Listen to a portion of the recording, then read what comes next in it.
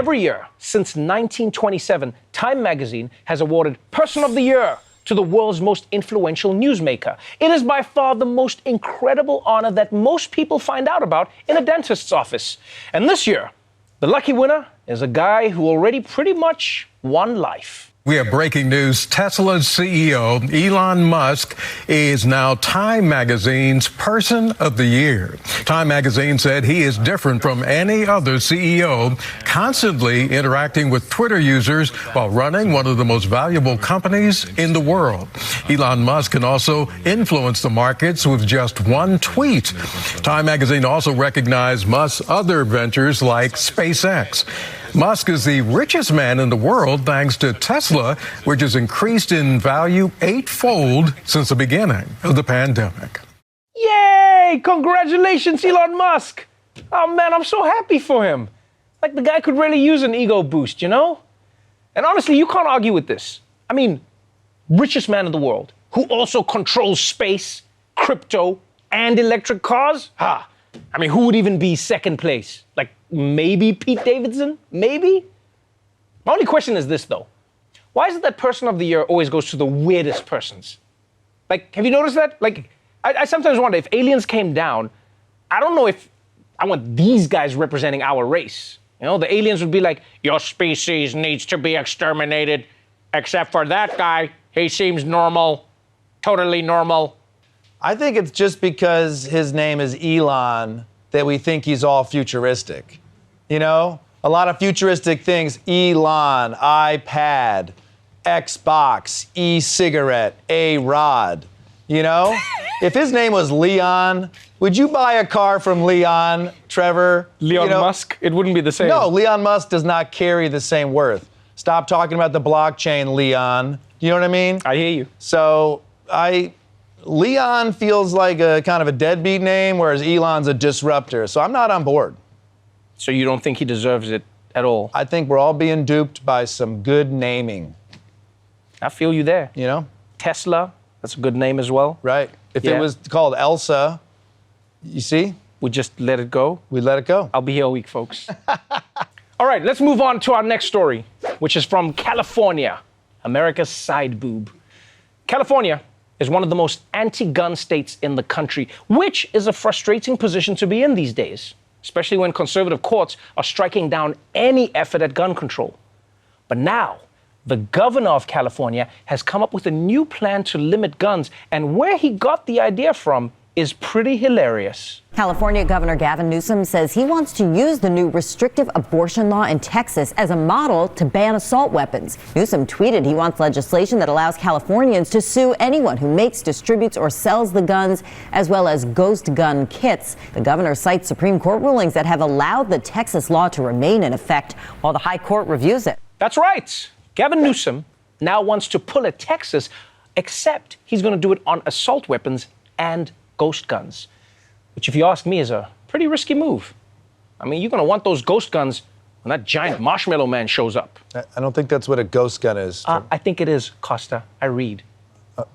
But yeah, the idea is that because the Supreme Court is allowing this for banning abortion, they're going to have to allow it for banning guns too. But here's the thing.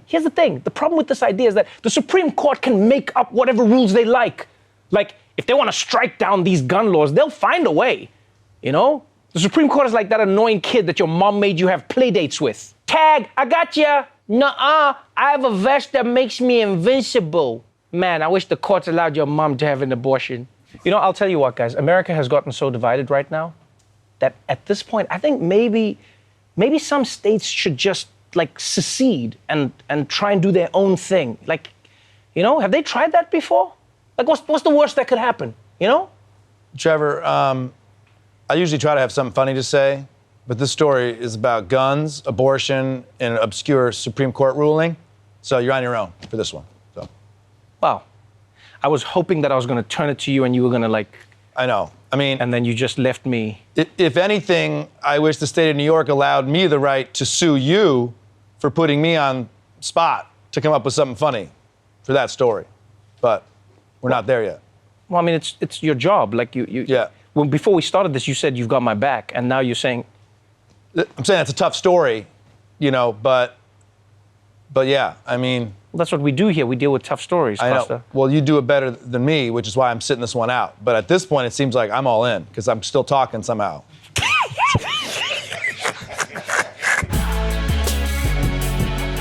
One of the guys who has the most information about Trump's attempts to overthrow the election is his former chief of staff, Mark Meadows.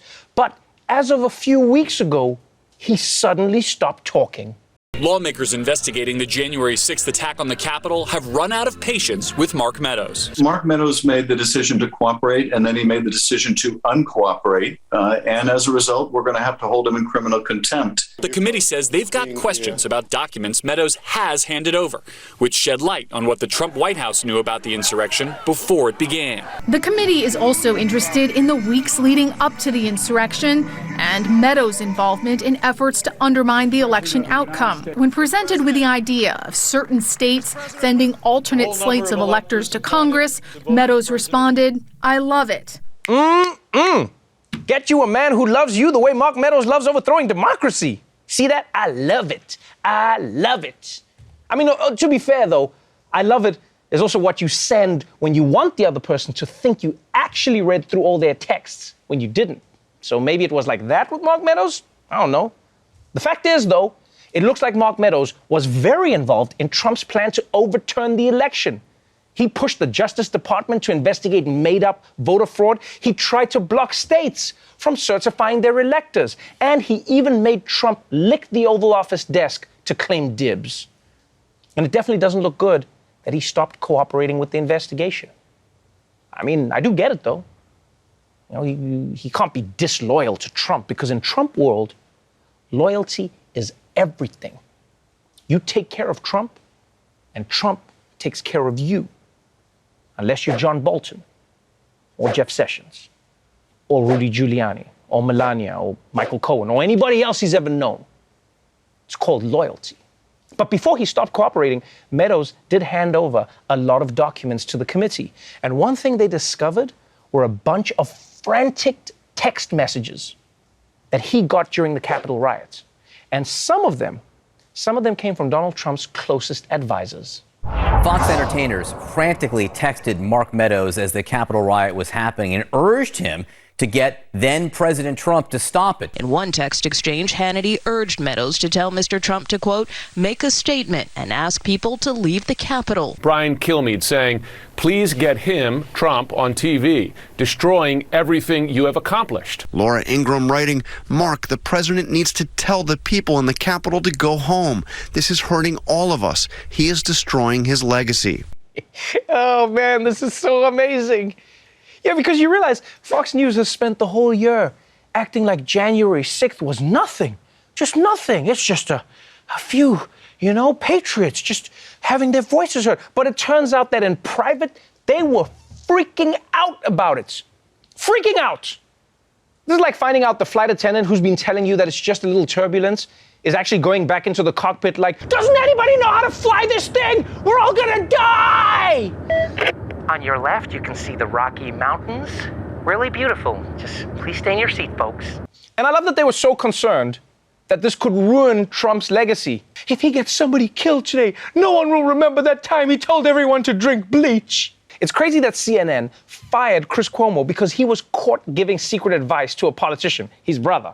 But now, it turns out that basically everyone at Fox News was giving secret advice to President Trump and his people. But I mean, I guess that's what makes it okay, yeah?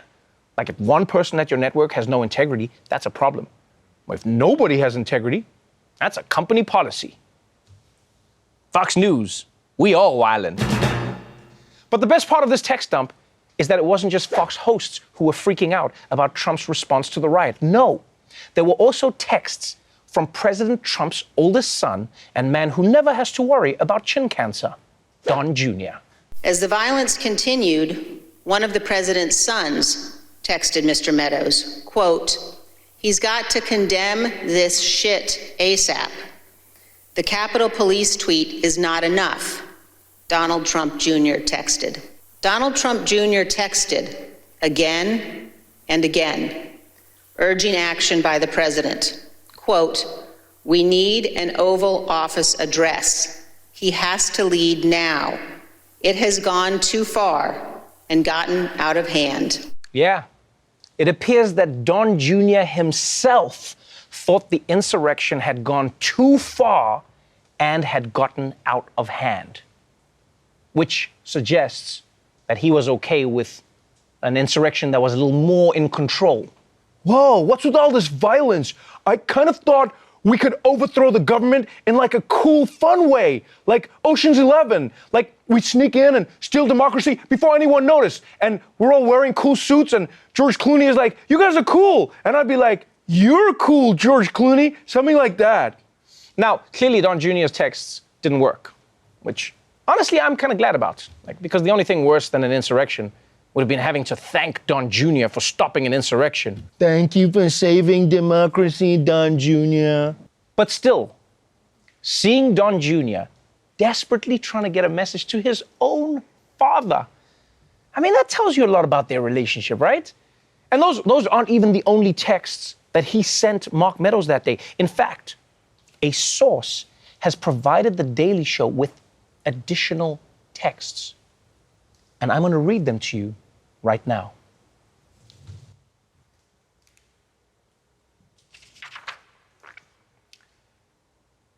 Later that day, Don Jr. texted Mark Meadows again, quote, "Hey man, just wanted to see if you passed those messages to my dad yet." And then, quote, "Actually, it might be easier if you gave me my dad's number so I can text him directly? Question mark. Some time passed, and then another text. Let me know about my dad's number, but no rush. I know shit is cray, lol." And finally that night, quote, "Come on, man, at least give me his email." And then 3 prayer hands emojis. There was no response. Today, Dr. Fauci announced that 3 doses of the current vaccines offer good enough protection against Omicron that as of now, we don't need any new Omicron-specific vaccines. And that, my friends, is great news. You know, it's like finding out that your old charger works with your new phone. And this is actually good news for anti-vaxxers, because that means like your old conspiracy theories will work for Omicron too. Yeah, you don't have to think of new conspiracy theories, because that shit is hard. You're like, this new Omicron vaccine is gonna make your blood gay? Oh man, this is hard. But just because the current vaccines seem effective doesn't mean that Omicron isn't turning into a big problem. You see, the CDC says that it could soon lead to a major COVID wave in America. And it looks like when it comes to America's sports leagues, that wave is already here. Professional sports are being hit hard by a surge in COVID cases. A league source tells CNN that 28 NFL players tested positive yesterday. That's in addition to 37 players testing positive on Monday. The 2-day total more than doubles the number of cases in previous 2 weeks. The NHL postponing its 9th game this season because of multiple players testing positive. And in the NBA, plethora of players will miss time as a result of being placed in the league's health and safety protocols. 31 players are on the list, according to CBS Sports, including Bucks star Giannis Antetokounmpo, the reigning Finals MVP. He'll be out for tonight's game against the Pacers. In Brooklyn, the Nets, they were nearly forced to cancel their matchup with the Raptors. 7 players in the NBA's health and safety protocols, including superstar James Harden.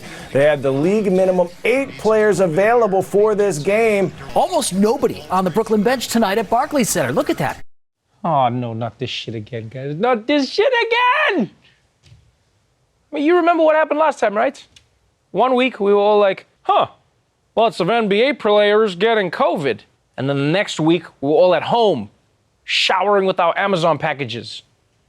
I mean, so many players in the NBA are getting COVID right now that they're gonna have to change the logo. In fact, there's so many players who have COVID that I actually feel bad for all the players who don't have it. Because, I mean, that's one hell of a way to find out that everyone on the team was hanging out without you. The one thing I don't think they should be doing is canceling games. Yeah, I said it, because everyone hates it. And I get that the teams barely have any players left, but, like, just make them play anyway.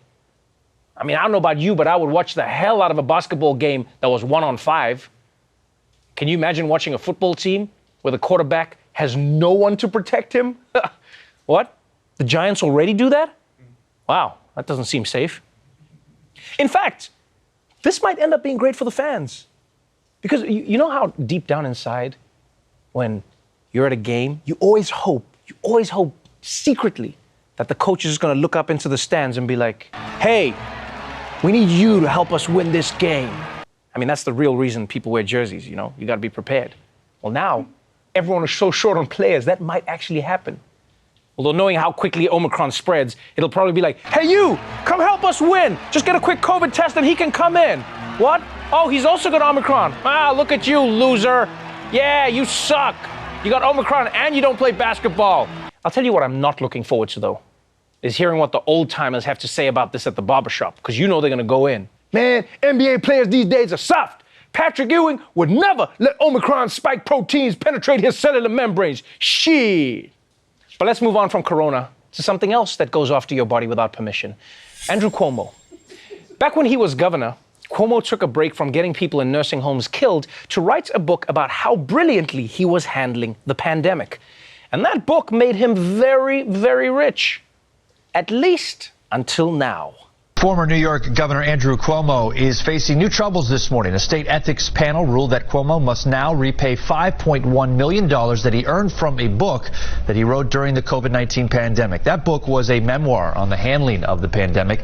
The panel determined Cuomo used state resources and government staffers to help prepare that book, even though his lawyer previously said otherwise. The $5 million bill must be repaid by next month, but some of those funds have already been donated to charity and also added in a trust for his daughters. Oh, well, I mean, if the money is in a trust fund for your adult daughters, just keep that. But the money to charity, well, he's going to have to give that back. I actually feel bad for the charities, though. I mean, losing that money right before Christmas. I'm sorry, orphans. No presents this year because Governor Cuomo used the office printer. I know. But yes, Cuomo may have to give back all $5 million of his book money, which is fine by me. I mean, I don't understand why politicians are writing books while they're in office in the first place. You're just kind of flaunting how you got distracted with a side gig. Honestly, between being governor and writing this book, it's a wonder that he found time to sexually harass anyone at all. You know, the bigger issue here for me, actually, when I think about it, is like the money shouldn't go back to the government just because he used government resources. No, the money should go back because he wasn't doing the thing. If you write a book about a thing that you weren't doing, then you shouldn't get the money for the book because it wasn't real. If we found out that the person who wrote the Kama Sutra was a virgin, I'd be like, yo, money back, all the money back. You were just no wonder. No one's legs goes like that. Just made this shit up. You're just making you just like, hey, put your legs and then the other legs. I had a hernia because of your shit, man. Anyway, let's move on. For the last few months, we've been talking about how millions of people around the country have been quitting their dead-end jobs to pursue their true passions. Yeah, you might find this hard to believe, but most people's dream job is not being berated by a customer at Applebee's. So people are quitting to write that screenplay or start that small business or whatever their dream is. And one enterprising young woman is making headlines for selling something that everyone else gives away for free. Reality star Stephanie Motto of 90 Day Fiancé has gone viral in a TikTok where she claims to have earned over $90,000 selling her farts in a jar for $500 each. Hey guys, today I'm going to be showing you a day in the life of a girl who sells her farts in a jar. So I like to get things rolling with some beans, a protein muffin, sometimes even a yogurt, less sugar is better, some hard-boiled eggs. While I wait for those farts to develop, I like to read. I'm very smart, love to read. And then after I'm ready to go, I go ahead and, do my work, do my job. I don't need to show you that, guys, but I like to add in little flower petals. I feel like they attach the scent and make it last longer. And when I'm finally finished with my jar, I like to leave a personalized note. The smell of success. America truly is the greatest country in the world. And props to this woman. Props to her for making that money. And look, no, this isn't the carbon capture technology we were hoping for. But I guess if everyone did it, we could solve climate change. Yeah, why didn't you think of this, Greta? Now, look, I know a lot of people will see this story and wonder who the hell is blowing hundreds of dollars on a fart. But I mean, it's no dumber than NFTs. People are dropping millions of dollars on things that don't even exist. At least with a fart jar, you get to keep the jar. So I'm not going to judge anybody for buying one of these jars. You are into what you're into. What I will say I am confused about is what you actually do with the fart jar once you have it. Like, do you open the jar right away and just get one hit? Or do you keep it in its packaging forever, like a collectible? Or do you keep it for a few years and then open it on a special occasion? Just like, hey, honey, great news, I finally got that promotion. How about we celebrate with a jar of Chateau de Poo? The Omicron wave that we've been waiting for has now hit the US for real. Hospitals are starting to fill up again. Big companies that were planning to bring workers back to the office in January have postponed until May 2097, and concerts and shows are shutting down. A lot of people are saying that it feels like March 2020 all over again. But people, please have some optimism. Things are much better now than they were back then. For one, we have vaccines. 2, we have treatments. And 3, no one thinks Zoom happy hours are a good idea. We've learned a lot. But while we are being reminded about just how serious this pandemic is, there are still some people who are taking it just a little more lightly. A Cape Coral man was spotted on a United Airlines flight masking up, but not with one of these. He actually was wearing underwear on his face. This is Adam Jenny wearing his statement piece, a bright red thong. I think the best way to illustrate absurdity is with absurdity. Jenny says he's worn underwear as a mask since the beginning of the pandemic. I am banned from flying United, so much for the customer is always right. Jenny is comparing himself to civil rights icons. Everything else that has sparked change in this country has started from everyday people. Rosa Parks was nobody famous. She changed the course of history. Rosa Parks, my man, don't be so modest. You're more than Rosa Parks. If anything, you're the Martin Luther King of white dudes comparing themselves to black heroes for no reason. Shit. You know, for real, sometimes I think conservatives are right. America shouldn't be teaching the history of racism in schools, because then at least white people wouldn't know who to compare themselves to when they get kicked off of airplanes for doing dumb shit. I'm exactly the same as, I can't think of anybody, you know, like maybe I'm just a dumbass wearing panties on my face. I need to reevaluate my behavior. And by the way, can we all agree there's no way this dude just started sniffing thongs during the pandemic? I bet you he's been going around for years like, well, looks like I got kicked out of the dorm because I'm once again the Rosa Parks of my sister's friend's underwear drawer. Yeah, someone's got to do it. But as long as we're talking about civil rights, let's move on to a story about Martin Luther King Day. Some people are saying America needs to stop celebrating MLK Day next year. But the people suggesting it might not be who you think. Martin Luther King III is asking people not to celebrate his father's legacy on MLK Day coming up next month if Congress has not passed new national voting rights protection. They're calling on President Joe Biden and lawmakers to pass 2 voting rights bills that have been stalled in Congress. One is aimed at fighting voter suppression and it's restoring the 1965 Voting Rights Act. The other focused on reforms, making it easier to register to vote. Whew, this is hardcore, but I get why the King family has to resort to this. I mean, with Republicans blocking the new laws and Joe Manchin and Kyrsten Sinema refusing to end the filibuster so that Democrats can pass it themselves, someone has to think outside of the box. And holding a holiday as a hostage is a great leverage. I mean, it's a brilliant idea. You know, because I don't care how racist you are, nobody wants to give up a day off of work. In fact, if you ask me, they shouldn't just threaten to take MLK Day. No, you know what they should do? They should threaten to turn MLK Day into a second Valentine's Day. That's a real threat. And nobody wants to put their relationship in that much trouble. You forgot Valentine's Day. There's another one? Still, this is a risky strategy. Because you realize Republicans have a way of twisting everything related to MLK. Yeah, tomorrow, Ron DeSantis could come out and be like, the King family is right. We've got to defend Dr. King's dream. That's why from now on, all black people in Florida can vote exclusively in their dreams. So no need to show up anymore on Election Day, black people. We did it. Before we go, please consider supporting Vibrant Emotional Health. They're a nonprofit dedicated to helping people achieve emotional well-being and to giving them the support and the skills that they need to survive. So if you want to support them in their work, especially during the stressful holiday season, then please donate at the link below.